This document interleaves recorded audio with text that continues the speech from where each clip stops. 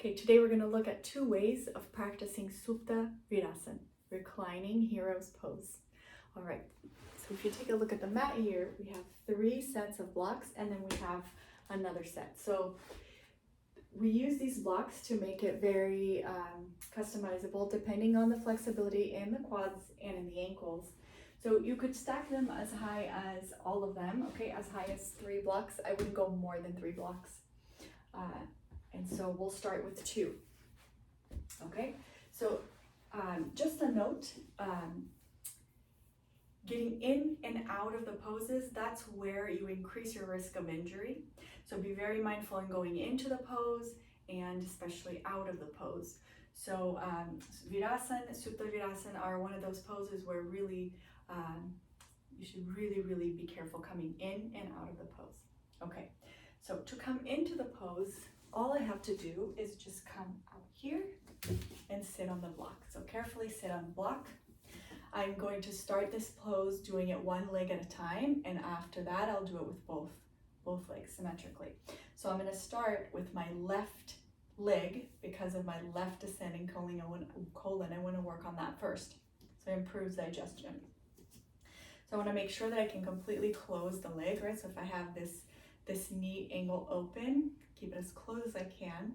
If it's open, I put my knee in danger, okay? If it's closed, it's safe. So I come out and I place the leg here. Okay, there we are. And then I have my right leg on the mat. Okay, so to lay back, what I want to do is I want to lift this knee and put it in the block. So I want to make sure this leg is lifted. I can lift it even more, okay, than horizontal level. And then I'm carefully going to lay back and adjust my blocks. So this one is right at the sacrum. I don't want it in my lower back. I want it here right on the sacrum. And the second set of blocks, I move it right underneath sort of the breast, to the center of the breast of the chest. And then I have a support for my head. And the support for the head, you do it so that your chin isn't pointing up, so that the chin, it's horizontal, and the gaze, if you were to close your eyes, you could look down into your cheeks so that your eyeballs aren't looking up towards your head like this. Okay, so like this.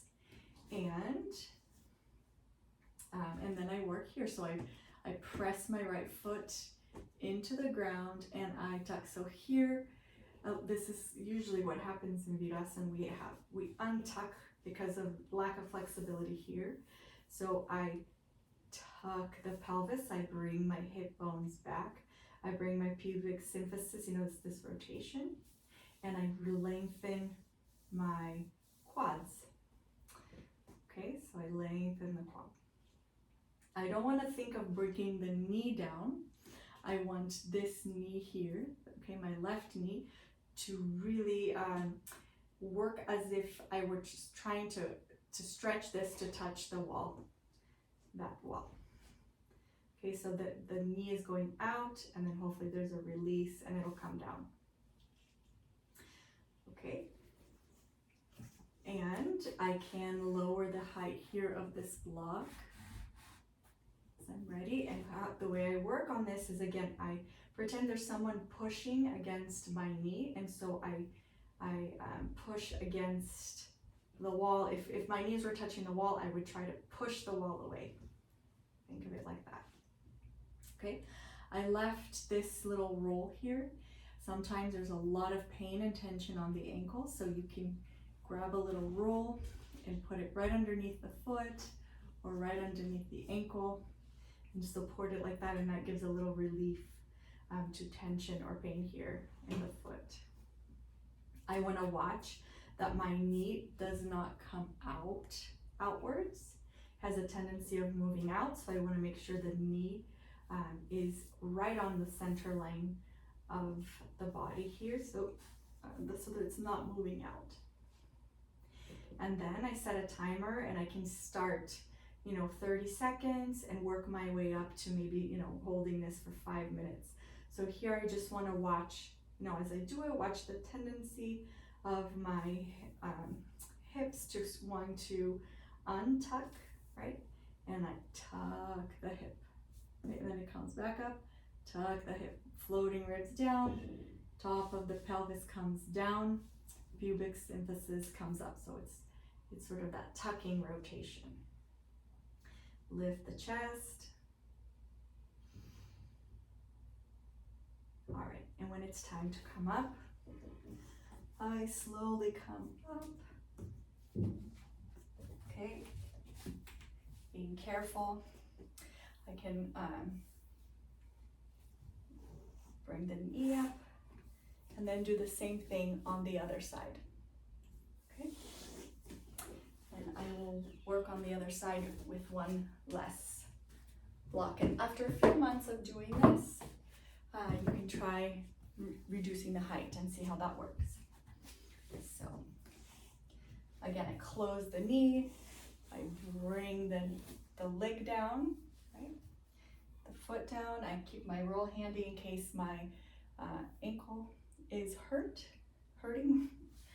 Okay, and so first step here is I want to just lay back. So remember, lift the knee that's in Virasana, lift it first. Place this foot on the ground for stability, and then slowly come down onto the blocks. You can make sure you allow this knee to come up as much as it'll come. Okay. Support the head, and then use this leg, the leg that's not in Virasana, use this leg to help tuck the pelvis, to rotate, so to bring the hip bones down, pubic symphysis up in a rotation, right? So it's a tucking action. And then push the right knee into the wall. If you had a wall that was that this right knee here was touching the wall here, you want to push that knee towards the wall instead of pushing the knee down. Okay. Like that. And then when you're ready to come out the same way. Carefully come up. Okay, and then remove the foot. And another way to come out here would be, if you've been here for a while and there's a lot of pain in the foot, sometimes happens when you're starting out, just come out like this. And then you can go into downward dog, or whatever, but that's a safe way of coming out. Okay, so this is the first way to practice Virasana. Supta Virasana is a very, very great basic pose. If you had, one pose to work on a day, I would choose this one. If you're starting out and you have tightness in the quads. And I'm going to link the video to the second way of working on this pose. Okay.